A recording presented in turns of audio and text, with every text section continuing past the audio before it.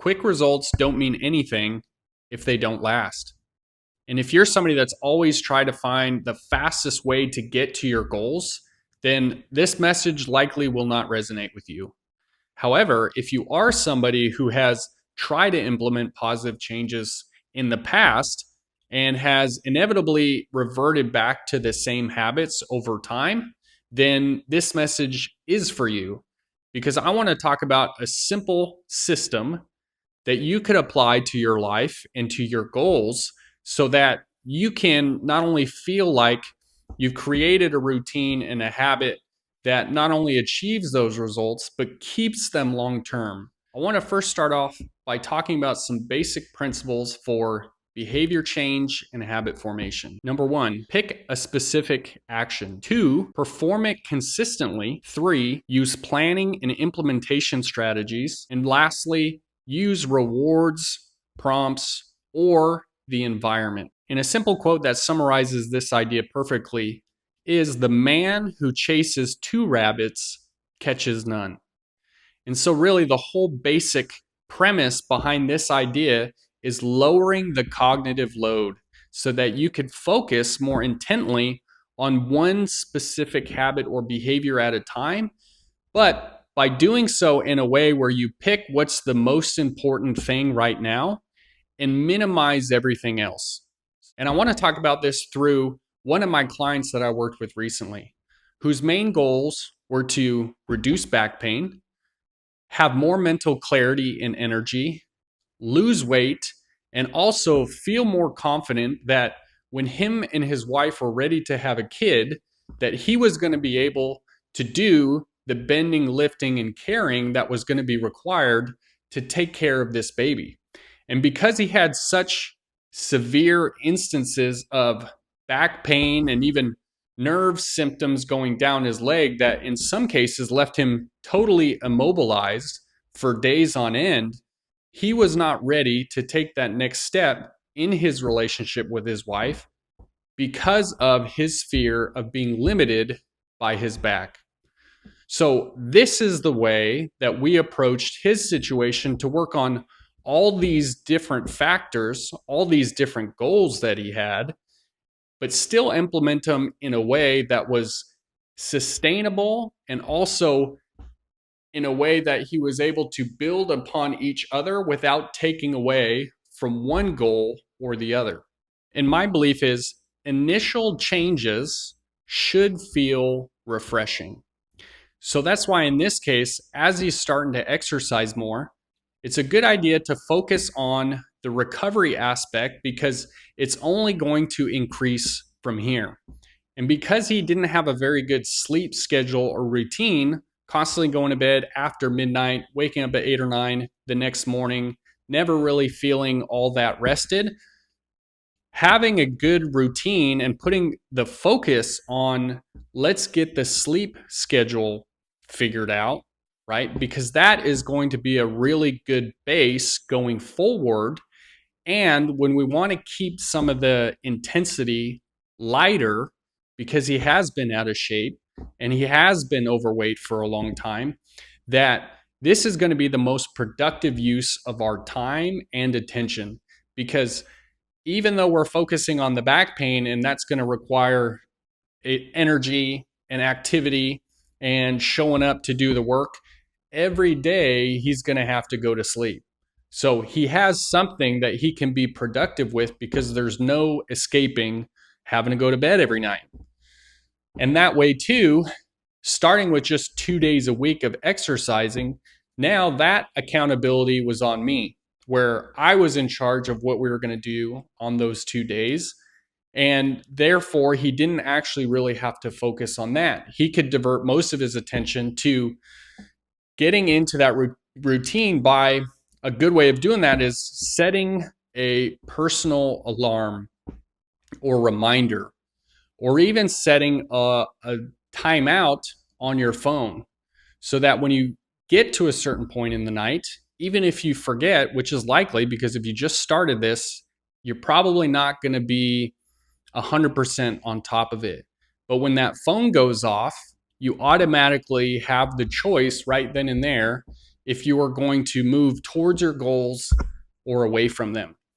So once the sleep routine started getting consistent and his back pain symptoms were decreasing, after a couple months, we started moving on to the next phase, which now was based on providing more awareness for some of the other aspects of his lifestyle that was going to have positive improvements on his weight loss and also building up more strength. And now these secondary changes should feel inspiring because it's not a drastic jump in activity, because again, we're still trying to layer on these behaviors in a way that is sustainable and not going to lead to burnout. And now we started focusing on what he was eating, how many calories he was eating, and now starting to dial in the food portion. And to me, this was important to wait because even as he starts exercising, as he starts sleeping better and reducing stress, he should already start noticing small changes. Even though we were only working out 2 times a week, it wasn't going to be much, right? But if he were to be focusing on everything that he's eating throughout the day, seeing how many calories it was, how much protein, and then also be focused on going to bed at time and how much water he's drinking and showing up to exercise 2 times a week at least, all of that could be a lot. But now, after 2 months of seeing positive results by his back symptoms being decreased, not having any flare-ups or setbacks that way, and also feeling more clarity mentally, having more energy, and also having an increase of mood, because sleep has a very powerful effect on our motivation, our drive, our irritability, all these things. So by focusing on having a really good base from the start, right, it was going to be a good foundation to now add things that are going to now take a lot more mental activity and effort. And without making any changes to his diet at first, we just started with what are you eating and taking an average of, say, 3 days at first out of the week to get a rough view of what the entirety of the week may have looked like. And then from there, and before cutting anything out and decreasing calories, we just started shifting things around.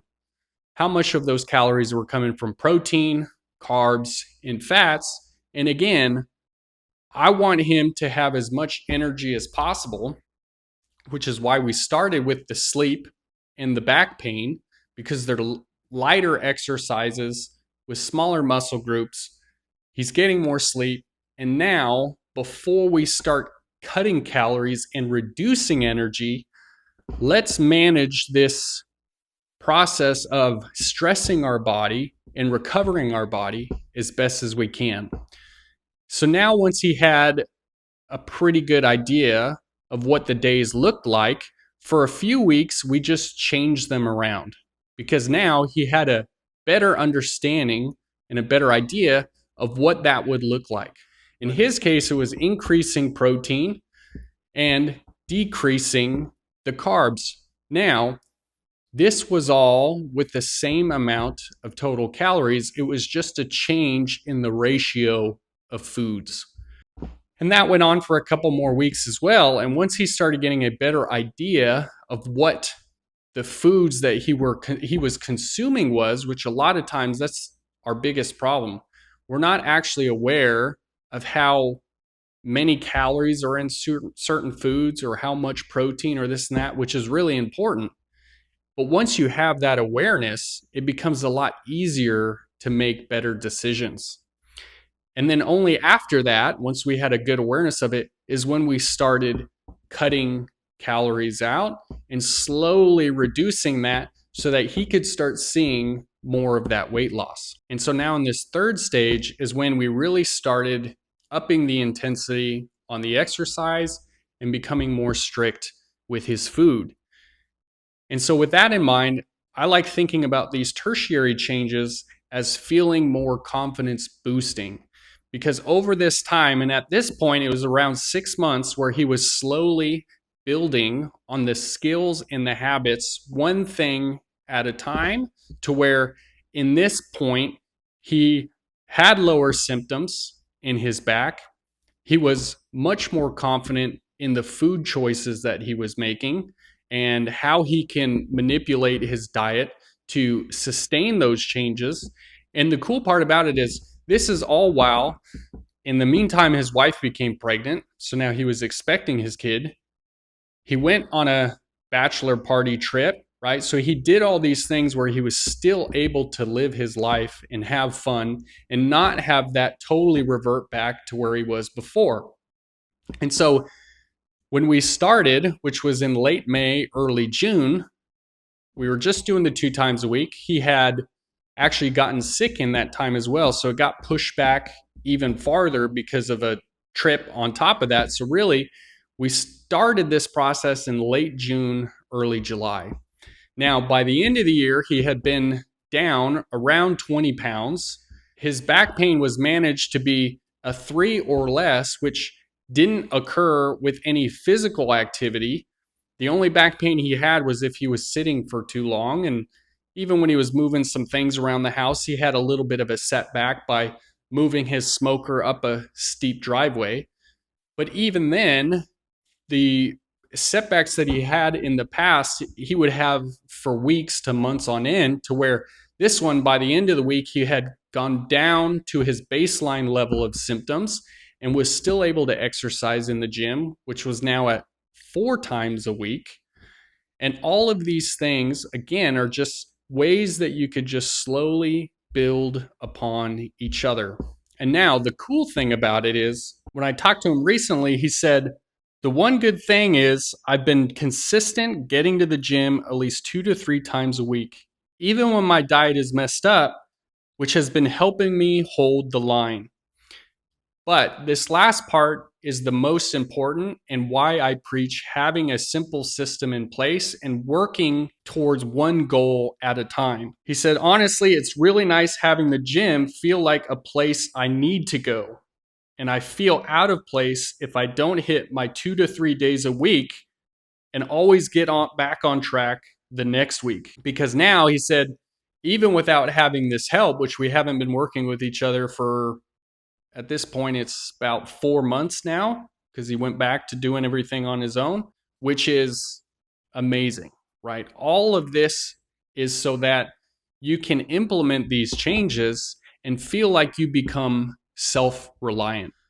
So in summary, how this went with him was, because he had been out of shape and hasn't exercised for a long time and had been in shape before and lost weight, but then reverted back, we started small with simple but effective actions that he could focus on intently without being distracted by anything else, and work on his sleep and work on smaller muscle groups that weren't intense to make him feel, super burnt out or super sore the next couple days. He was feeling sore because there's certain muscles that he hasn't worked before, but they were locally, and it wasn't like his whole body was just fatigued. There were certain muscle groups that he felt were challenged, but in a good way.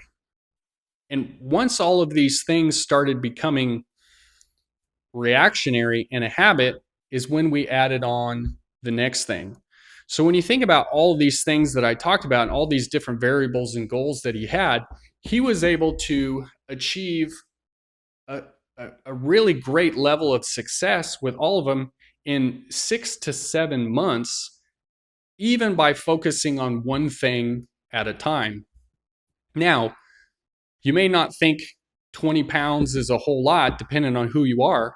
I mean, I think that that's great, especially given all the things that he was wanting to work on, and even being able to hold that through all these different life circumstances. But then by the start of the year, right, it was more about just keeping up with all the things that we had worked on for the 6 months prior. Because even as he said now, life has gotten pretty chaotic because they're expecting the baby, but he is happy that he is able to hold the line given the circumstances. And now he feels like if he's not in the gym, something is off. He feels more out of place if he's not continuing with this routine, which is the ultimate goal, because he's rewired himself in such a way that he's now drawn to those activities that are just going to end up giving him more results over time and leading him even closer to his ultimate goal. And so if this is something that feels like it resonates with you and you would like a little bit more support and accountability, or even to just talk about your current circumstance and get some ideas of where you should start or that one specific activity for you is, there's a link in the description below. You can check that out and talk to me directly. Until then, I hope these ideas were helpful, and that's all I have today. So I'll see you in the next one.